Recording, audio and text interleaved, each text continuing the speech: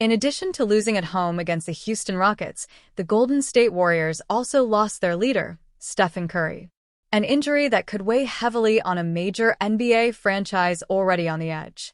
One person is missing, and everything feels empty.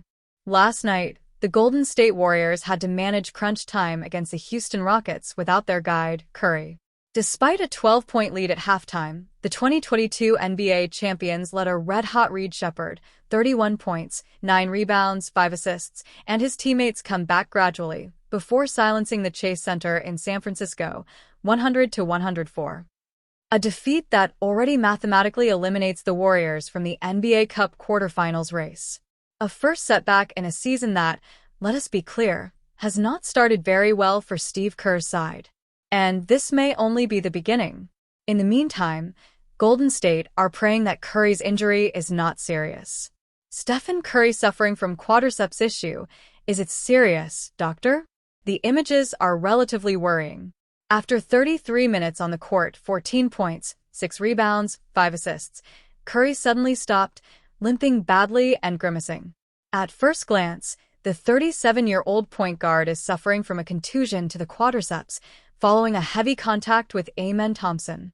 The question now is whether the reigning Olympic champion with Team USA will be absent for long, or not. On the Warriors staff side, whilst awaiting the MRI results their man will undergo, they were relatively relieved after the defeat to the Rockets. Thus, a contusion should only require a few days' rest. It remains to be seen whether the problem is deeper, especially as physical ailments generally take longer to heal in older athletes. The duration of Curry's unavailability could determine the rest of Golden State's season, no more, no less. Warriors at equilibrium can tremble. To better understand Stephen Curry's contribution to the Golden State Warriors, it is worth recalling that over the past 10 days, the point guard has delivered one outstanding performance after another. 34 points in Orlando, 38 against Portland, 31 against the Jazz, not to mention the 15 assists delivered over the period. With OKC and Cleveland on the menu in the coming days, Kerr's roster would really need their star. Especially as after 20 matches played in this 2025-26 NBA regular season, GSW are at equilibrium with 10 wins and 10 defeats. Far, very far from the invincible Thunder, the Lakers, the Nuggets, the Rockets, and also Victor Wembanyama's Spurs. So as not to fall too far behind, the Dubs will need all their key players, Curry first and foremost. Verdict imminent. San Francisco. The Golden State Warriors anticipate Stephen Curry will miss around a week with a quad contusion, depending on how he responds to treatment, sources told ESPN's Shams Charania and Anthony Slater. Curry, who left in the final minute of a 104-100 home loss to the Rockets on Wednesday night, is believed to have avoided any serious issue, per sources. When I heard it was a quad, I was actually relieved, Warriors coach Steve Kerr said post-game. Better than an ankle or a knee. The Warriors closed their current homestand with the New Orleans Pelicans on Saturday and the Oklahoma City Thunder on Tuesday. Curry came up limping after a series of fourth-quarter collisions. He attempted to take a charge on Rockets guard Amen Thompson with 3:24 left and was bowled over with an elbow. After review, Curry was called for a blocking foul. 2 possessions later, Curry drove into the lane for his own crashing layup attempt and was called for a charge. Kerr challenged the call, and it wasn't overturned. In the aftermath, Curry moved around gingerly the next couple of minutes in obvious pain. During a timeout with 35.2 seconds left and the Warriors down 5, Curry had a conversation with Rick Celebrini, the team's lead medical decision-maker, who waved to the bench that Curry was done for the night. The two then departed to the locker room. Curry's injury comes at a shaky time for the Warriors. Wednesday night's loss dropped them to 10-10 through 20 games after a 4-1 start.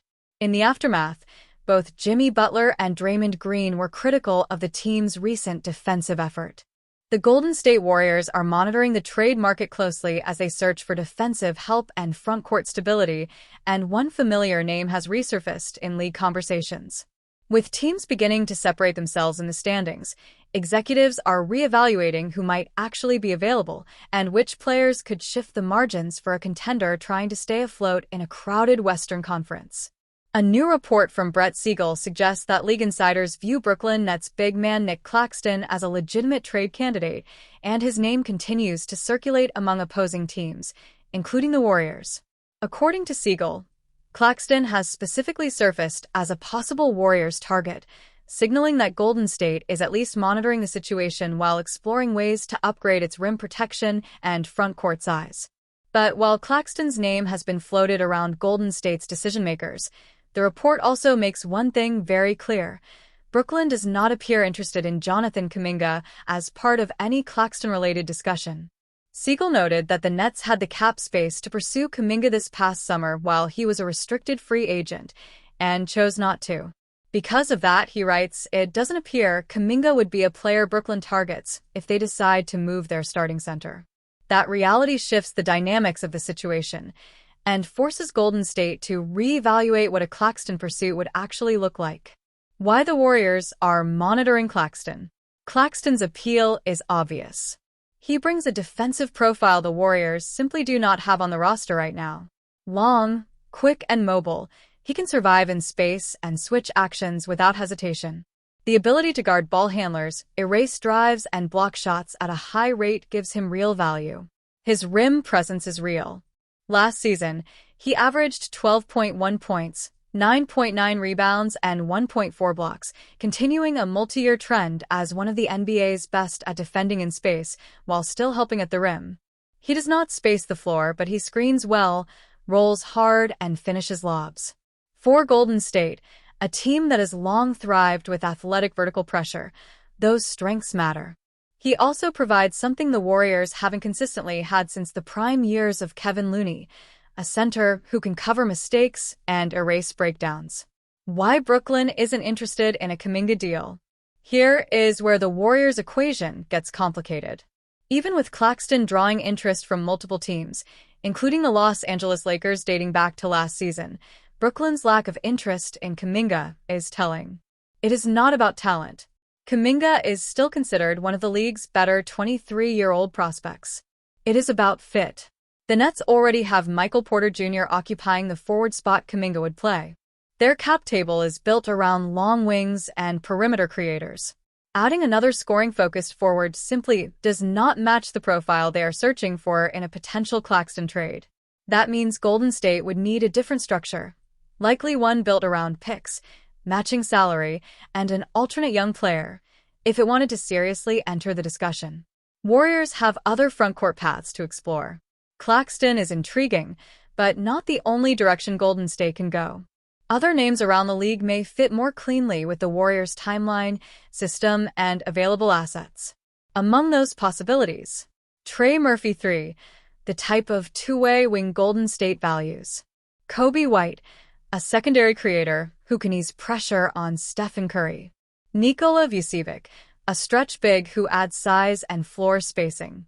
Switchable wings who fit the Warriors' defensive schemes. Lower-cost centers who offer rim protection without a hefty price tag. The Warriors must treat the Kuminga decision with gravity. This is their most valuable trade chip. This is the Curry window. If they move him, it has to be for a foundational fit, not just a short-term patch. Final word. Claxton makes sense, but the path is complicated.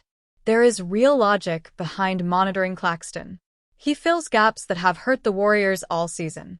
Rim protection, mobility, defensive consistency. He also plays a style that fits Golden State's schemes.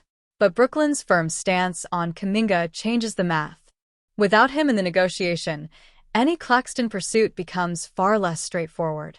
Golden State can still explore the idea. It may ultimately be a situation where the Warriors admire the player, respect the fit, and still decide they are better off targeting someone else. The market is moving. Names are shaking free. The Warriors know the stakes. If a move is coming, it has to be the right one, and it has to align with the future they're trying to build.